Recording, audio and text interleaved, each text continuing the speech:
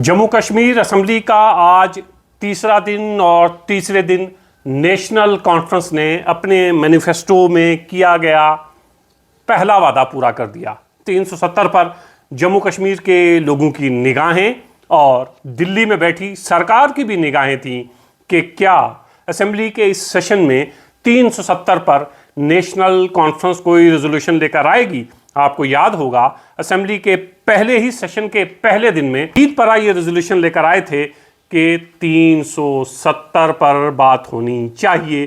370 हमारी शनाख्त है, लेकिन बाद में नेशनल कॉन्फ्रेंस ने यह कहा कि वहीद परा ने यह सिर्फ कैमरे के लिए किया है। और फिर आम आदमी पार्टी के एमएलए ने भी कहा कि जिस पार्टी के पास सिर्फ 3 एमएलए हैं वो रेजोल्यूशन लेकर आ रहे हैं और माजी में ये भारतीय जनता पार्टी के साथ रहे हैं। कहने का मतलब ये कि वहीद परा ने जो कुछ कहा था उसको सिरे से नकार दिया गया और नज़रअंदाज कर दिया गया। लेकिन उस वक्त ये इल्ज़ाम नेशनल कॉन्फ्रेंस पर लगे कि क्या नेशनल कॉन्फ्रेंस 370 पर अपना कोई वाज़े स्टैंड रखेगी, क्या कोई वाज़े पॉलिसी 370 पर नेशनल कॉन्फ्रेंस जम्मू कश्मीर की आवाम के सामने लेकर आएगी। क्योंकि जहां जहां जलसे हुए हैं इलेक्शन के वक्त 370 नेशनल कॉन्फ्रेंस का अहम मुद्दा रहा है। इस पर पीडीपी ने भी बात की है, लेकिन जम्मू कश्मीर की आवाम ने मैंडेट नेशनल कॉन्फ्रेंस को दिया,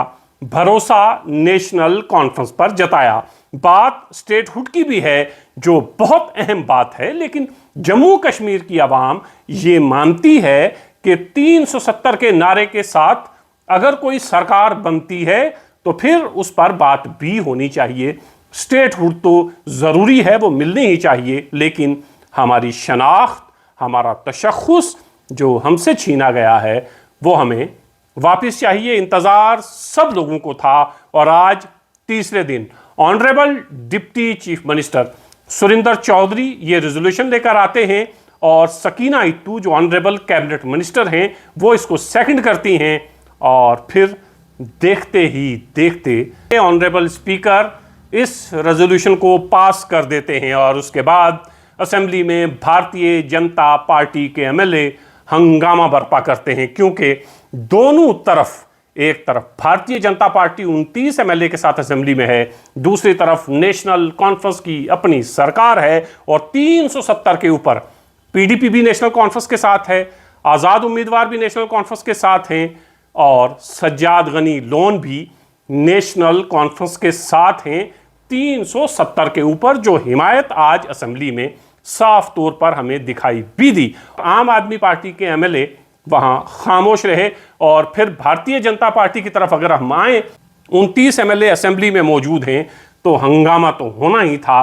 क्योंकि भारतीय जनता पार्टी अव्वल दिन से ये कहती रही है, बल्कि कई दहाइयों से ये कहती रही है कि जम्मू और कश्मीर में जब हमें मौका मिलेगा हम 370 को हटाएंगे, और जब मौका मिला तो 370 को हटा ही दिया गया। सिर्फ 370 नहीं हटाया गया, बल्कि सितम ये किया गया कि एक रियासत को यूनियन टेरिटरी में बदल दिया गया। उससे बड़ा सितम ये किया गया कि एक रियासत को 2 हिस्सों में तकसीम कर दिया गया। ये बड़ा जुल्म, बड़ा सितम जम्मू कश्मीर के साथ था, क्योंकि जम्मू कश्मीर कई हज़ार साल की अपनी एक तारीख़ रखता है और उस तारीख़ में ये तमाम लोग, ये खित्ते एक दूसरे के साथ मिलजुल कर रहते रहे हैं। बहरहाल ये माजी है, हाल की तरफ लौटते हैं। जब honourable deputy chief minister Surinder Choudhary ने रेजोल्यूशन लाया और सकीना इत्तू ने उसे सेकंड किया और अब्दुल रहीम राथर ने अपने इख्तियारात का इस्तेमाल करते हुए रेजोल्यूशन को पास कर दिया और भारतीय जनता पार्टी असेंबली के अंदर सरापा एहतजाज हंगामा हुआ। वो हंगामा आप यूट्यूब पर देख भी सकते हैं कि किस तरह भारतीय जनता पार्टी के एमएलए इस रेजोल्यूशन के खिलाफ असेंबली के अंदर खड़े थे। लेकिन ये जमहूरियत है, जमहूरियत में ज़्यादा तादाद देखी जाती है और तादाद जिस तरफ हो फैसले उसी तरफ के लिए जाते हैं। ये मंजर हमने पार्लियामेंट में कई बार देखा है कि अपोजिशन चीखती चिल्लाती रही, लेकिन बिल आनन फानन पास हो गए। एक दिन में कई बिल पास हुए पार्लियामेंट के अंदर, क्योंकि भारतीय जनता पार्टी उस वक्त इससे पहले की सरकार जो भारतीय जनता पार्टी की थी उसमें बहुत मजबूत थी, जो चाहती थी फैसले लेती थी, अपोजिशन की चीखों पुकार को अनसुनी करते हुए फैसले लिए जाते थे।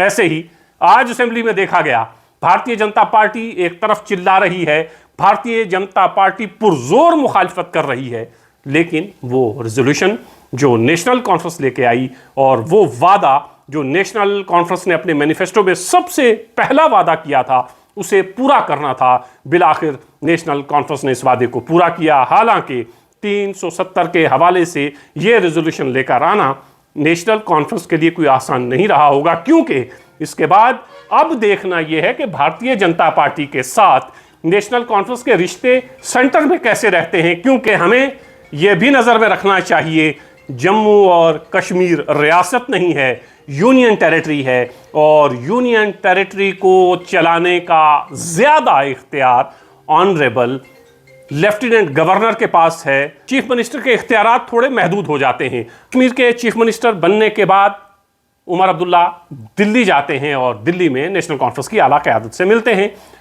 ऑनरेबल प्राइम मिनिस्टर से, ऑनरेबल होम मिनिस्टर से, ऑनरेबल डिफेंस मिनिस्टर से, तमाम लोगों से मिलकर वापस आते हैं। उस वक्त ये समझा जाता था कि स्टेटहुड की बात होगी, 370 की बात अभी ठंडे बस्ते में रखी जाएगी, पहले स्टेटहुड आ जाए उसके बाद बात होगी। और यह भी कहा जाता था कि नेशनल कॉन्फ्रेंस की भारतीय जनता पार्टी के साथ ये बात हो गई है कि 370 पर बात नहीं करेंगे, बाकी तमाम चीज़ें आपको दी जाएंगी। लेकिन नेशनल कॉन्फ्रेंस ये समझती है कि जिस नारे के साथ हम सत्ता में आए हैं, जम्मू कश्मीर की आवाम ने इतना बड़ा मैंडेट दिया है, अगर वो वादा वफा न किया, वो वादा पूरा न किया, तो क्या पता अगले 5 साल के बाद हाल पीडीपी का, क्योंकि पीडीपी आज जिस मकाम पर है, पीडीपी आज जहां खड़ी है, वहां बहुत सारी चीजें हो सकती हैं, लेकिन उसमें एक बात यह भी कही जाती है कि पीडीपी ने भारतीय जनता पार्टी के साथ हाथ मिलाया तो कश्मीर से सफाया हो गया।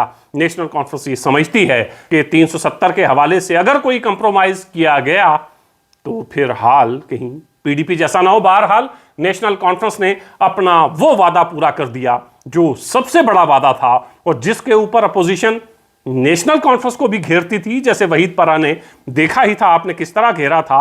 और उसके बाद यह भी समझा जाता था कि कहीं नेशनल कॉन्फ्रेंस और भारतीय जनता पार्टी के अंदर कोई सांठ-गांठ तो नहीं चल रही है।